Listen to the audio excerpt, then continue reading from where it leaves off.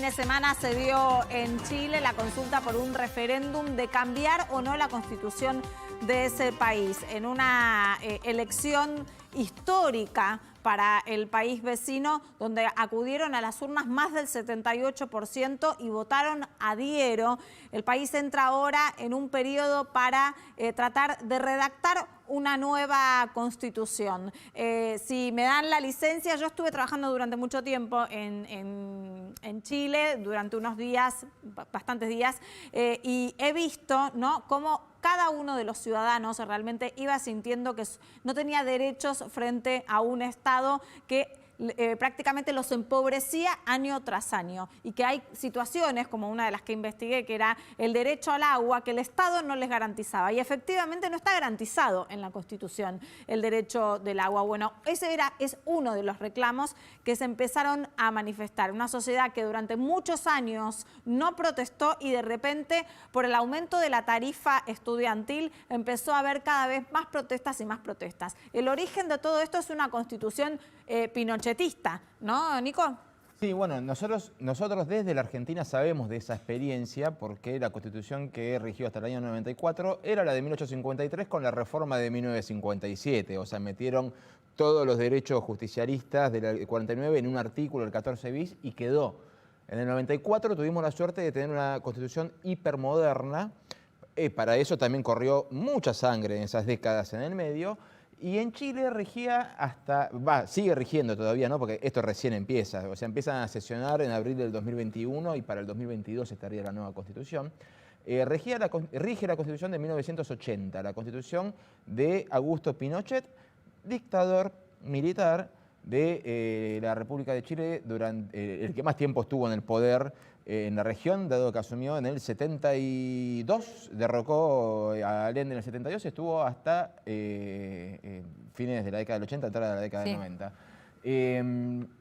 Lo cierto es que esa Constitución, que fue modificada en el 90 y fue vuelta a modificar en el 2005, es una Constitución que restringe al Estado lo mínimo necesario. Pero lo mínimo y necesario. Privatizó absolutamente todo, pero sin dejar ni siquiera un margen, porque vos podés privatizar la distribución del agua. Privatizaron el agua directamente, como vos bien marcabas antes, y encorsetó muchísimo la economía también, ¿no? Porque dejó algo que muchos, los siempre críticos, lo tratan de muy neoliberal. En realidad es anterior, incluso 10 años antes del Consenso de Washington. Es una constitución que quedó vieja y que tiene el problema de la deslegitimidad de origen. ¿Qué quiere decir legitimidad de origen? Y que fue impuesta por un dictador y no votada por el propio pueblo. Los testimonios que más me llamaron la atención en diálogo con diferentes chilenos es cómo Chile es un ejemplo a veces en el modelo económico de puertas para afuera, pero no es justo de puertas para adentro con sus propios ciudadanos.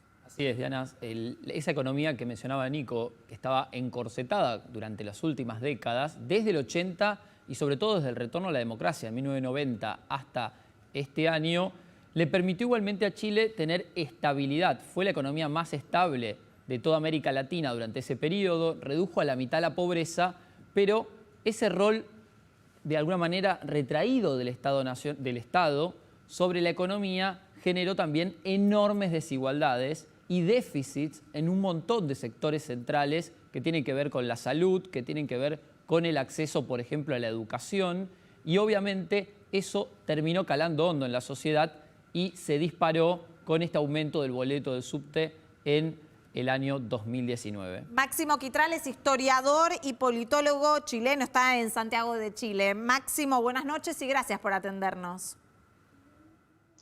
Hola Diana, muchas gracias por la invitación.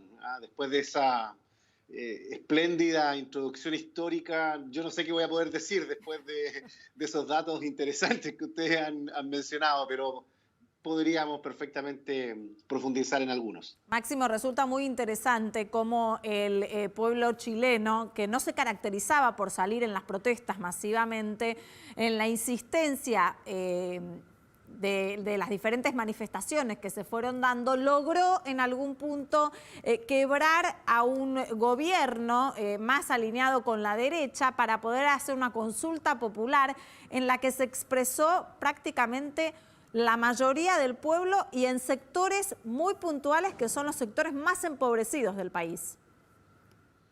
Sí, son los sectores más empobrecidos y también son los sectores que se les llama zonas de sacrificio, Claro.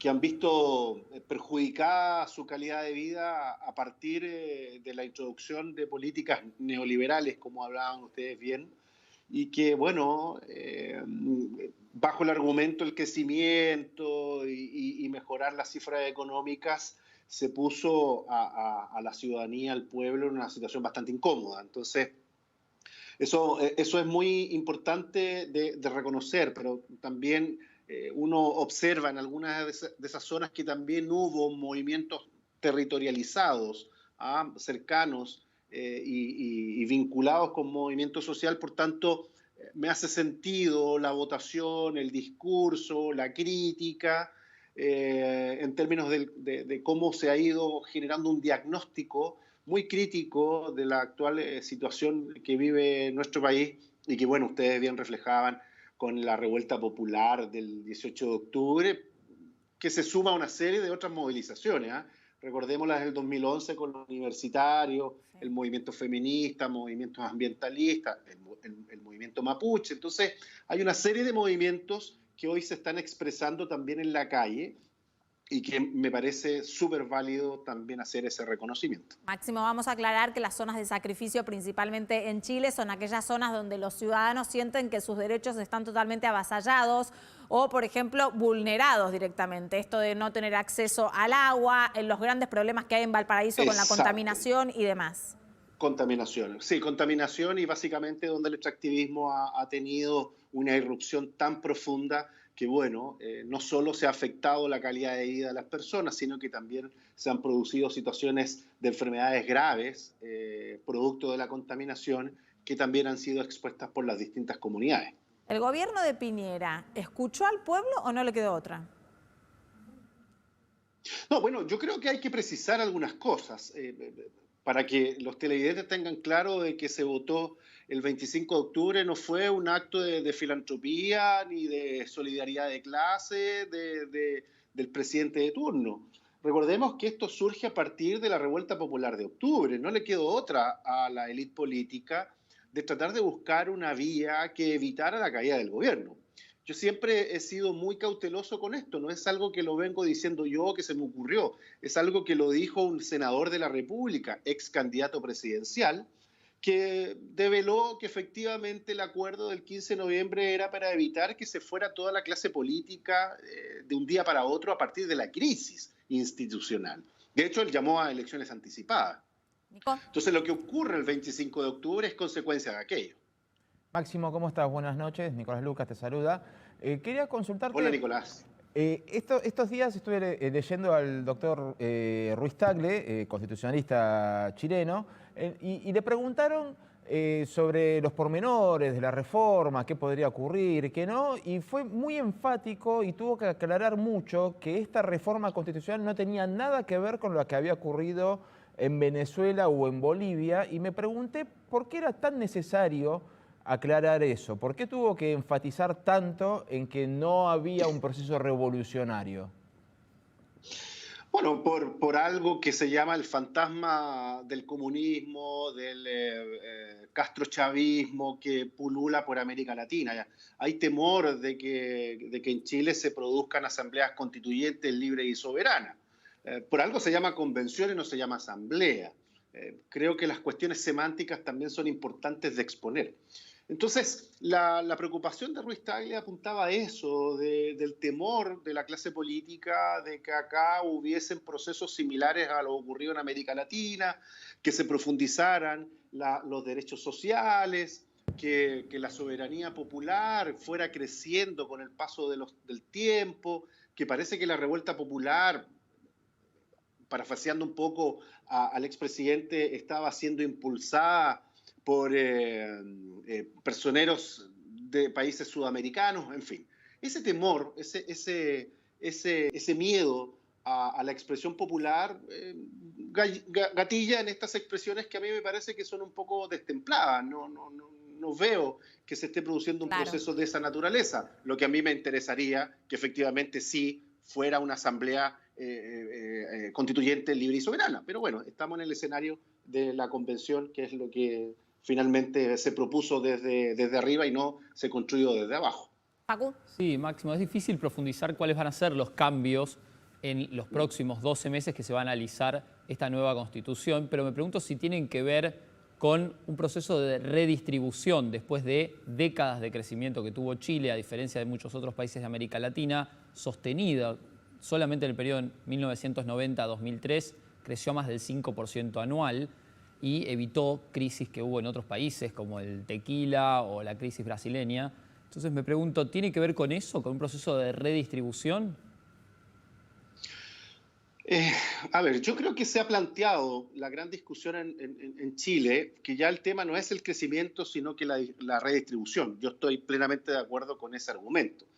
No me atrevería a señalar que efectivamente los empresarios están comprometidos con ese diagnóstico o con esa propuesta. Pero sí, por lo menos desde el mundo social, desde el mundo académico, el mundo popular, se ha comenzado a entender que ya no es suficiente con mayor crecimiento, sino que hay que emparejar la cancha y distribuir bien. Creo que es un elemento importante que se podría perfectamente comenzar a discutir. Ahora, en relación a elementos básicos que debiesen estar instaladas en la nueva Constitución, yo coloco en condicional, podría ser perfectamente la educación como un derecho. Ustedes bien han conocido la experiencia del movimiento estudiantil. Cuando a mí me tocó hacer mi doctorado en Buenos Aires, todos estaban sorprendidos del modelo educativo chileno. Se hablaba del modelo educativo, que ya no es modelo, sino que lo que no hay que hacer en educación, yo diría ese punto. Máximo. Y creo que ahí hay una base, un piso mínimo al menos de discusión. Te iba a despedir, te quería agradecer el haber compartido con nosotros el análisis y bueno, todo el éxito que sea lo mejor, ¿no?, para la sociedad chilena. Ok, muchas gracias, que tengan una buena noche. Hasta luego, vamos a un corte y al regreso nos vamos a dedicar a la trama de la familia Echeverri. Ya venimos.